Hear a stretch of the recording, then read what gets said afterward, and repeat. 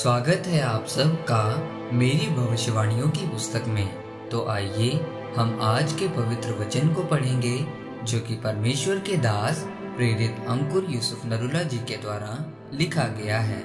स्थिर मन, जैसा कि इफिसियों की पुस्तक अध्याय 6 उसकी 16 आयत में लिखा है, उन सब के साथ विश्वास की ढाल लेकर स्थिर रहो, जिससे तुम उस दुष्ट के सभी जलते हुए तीरों को बुझा सको।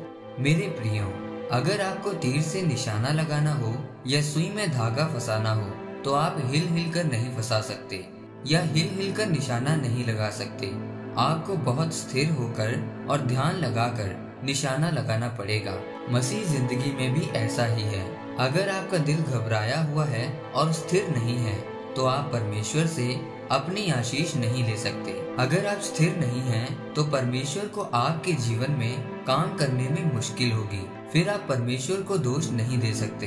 जो लोग मेरे बारे में गलत बोलते हैं उनकी बातों को मैं इसलिए नहीं सुनता क्योंकि मैं अपने दिल को और आत्मा को स्थिर रखना चाहता हूँ। इसीलिए मैं अपने आप को अलग तय में बना कर रखता हूँ ताकि मैं स्थिर रह सकूं और परमेश्वर की योजना को पूरा कर सकूं। आज मेरे जीवन में परमेश्वर की योजना अपने आप पूरी नहीं हुई।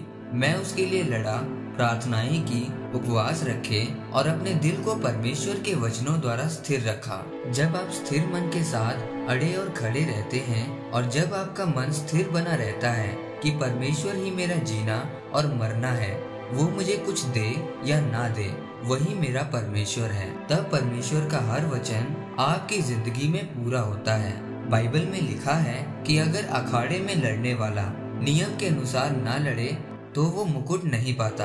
अगर आप स्थिर रहकर और परमेश्वर के वचनों के अनुसार नहीं लड़ेंगे तो आप हारोगे और फिर शैतान भी आपको खिजाने की कोशिश करेगा ताकि आप अपनी लड़ाई में स्थिर न रह सको और अपनी आत्मिक लड़ाई से बाहर हो जाओ और परमेश्वर की योजना को पूरी न कर पाओ। जब हम बाइबल में पढ़ते हैं तो लिखा है कि जब शाऊल दाऊद को मारने के लिए आ रहा था तो दाऊद के एक संगी ने दाऊद से कहा कि अगर तू मुझे आज्ञा दे तो मैं शाऊल को एक ही बार में खत्म कर दूंगा, क्योंकि वो हर समय तेरे प्राण की खोज में रहता है। पर दाऊद ने ऐसा नहीं किया क्योंकि दाऊद स्थिर मन वाला व्यक्ति था। उसे पता था कि अगर मैं शाऊल को मार दूंगा तो एक दिन कोई मुझे भी इसी तरह मारेगा, क्योंकि जो मैं बोऊंगा वही काटूंगा।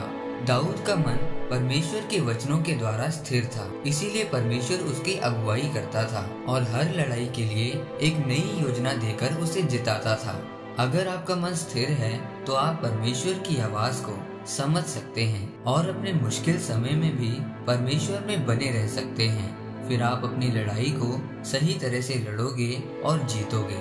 आमीन। आइए परमेश्वर के दास के द्वारा लिखे गए इस अंगीकार को आप मेरे साथ एक मन होकर करें। सर्वशक्तिमान परमेश्वर, इस वचन के लिए मैं आपका धन्यवाद करता हूँ। परमेश्वर, मैं अंगीकार करता हूँ कि मैं आपके वचनों के द्वारा अपने मन को स्थिर रखूंगा और अपनी आत्मिक लड़ाई को सही तरह लड़कर जीतूंगा, प्रभु यीशु मसीह के नाम में। आमीन।